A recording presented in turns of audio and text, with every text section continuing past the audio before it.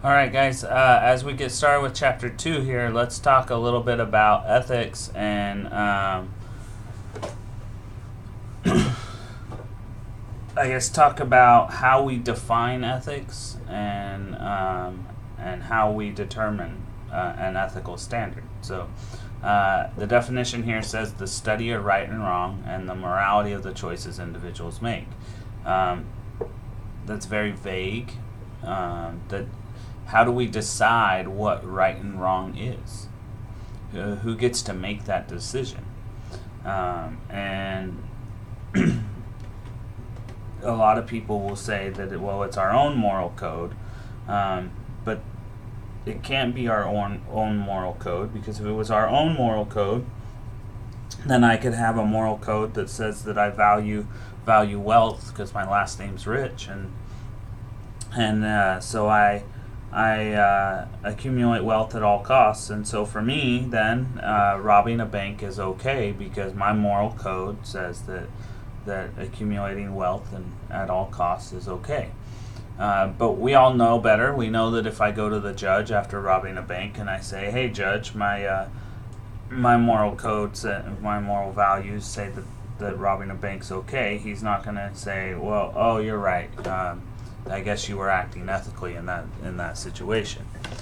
And so it's not determined by individuals. It's determined by the collective society. Okay, and that society changes. So what's ethical in one area may not be ethical in another area. So what's ethical in Texas and unethical might be different than what's ethical and unethical in New York, and it might be different United States versus other countries. Certainly, there's a global ethical code as well that says that across the whole world, we collectively know that these certain things are okay and certain things are not okay. Okay? And so when we're talking about an ethical decision or action that is right, we're talking about versus whatever the ethical code for that society is. And then when we talk about business ethics, we're just saying, okay, so we're going to take whatever that ethical code is and we're going to apply it to business situations. So if it's not okay to lie, cheat, and steal outside of business, then it's not okay to lie, cheat, and steal inside of business. Okay? And so that as we get started, just keep that in mind. That's kind of what we're talking about when we talk about ethics and business ethics. Okay? So some different concerns that we might have. Well, when you run a business, you're going to deal with a bunch of different people. We call these people stakeholders. All right, and we'll talk more about these stakeholders when we talk about social responsibility. But you've got investors, customers, employees, creditors, suppliers, competitors. So there's a bunch of different people who are affected by the decisions that you make, and so you have an ethical responsibility to treat these people in the right manner. Okay. And so some ways that we might run afoul of this is fairness and honesty. Fairness and honesty says that we're expected to refrain from lying or misrepresenting or intimidating people. Okay? We're going to talk about that a little bit more in a minute, but we need to make sure that when we shouldn't say that our product can do something that it can't do. We shouldn't try to make our product look like it's someone else's product. We shouldn't bully someone into producing our product at a cheaper price because they don't have any other alternative. Things like that. So organizational relationship says that you work for your company, and you have a responsibility as working for your company to act ethically towards your company.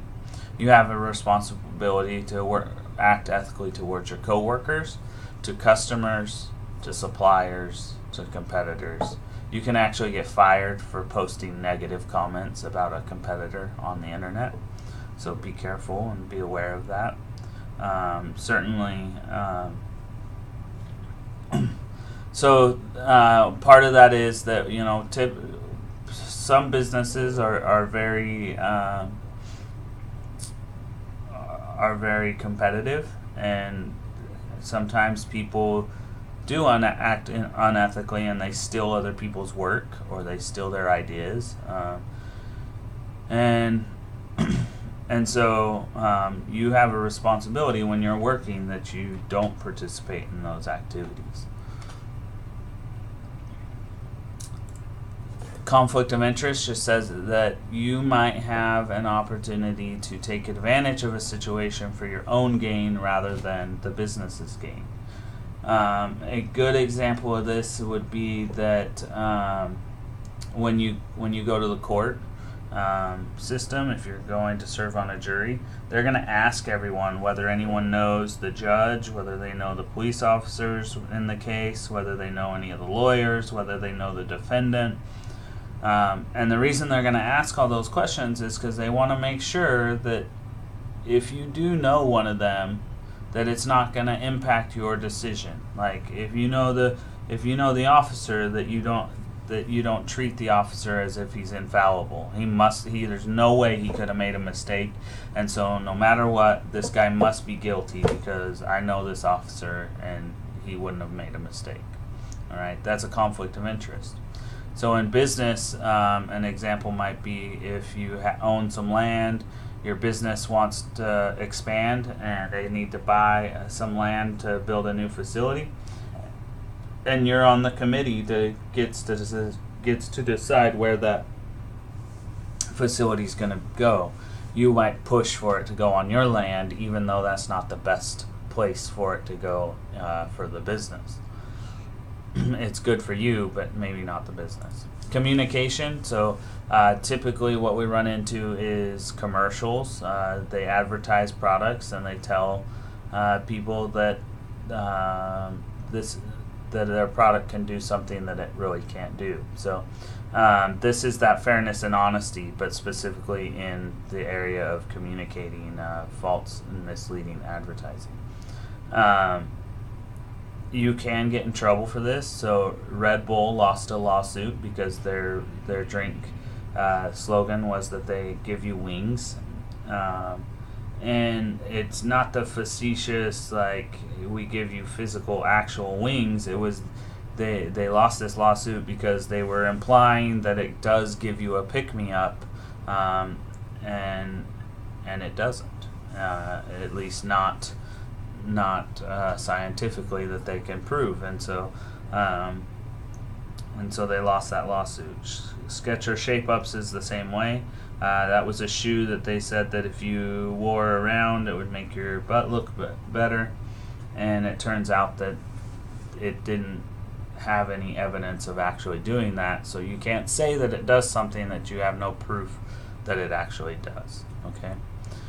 All right, so that's it for this lecture. The next one is going to talk about the factors that affect ethical behavior. Okay, have a good one. Bye.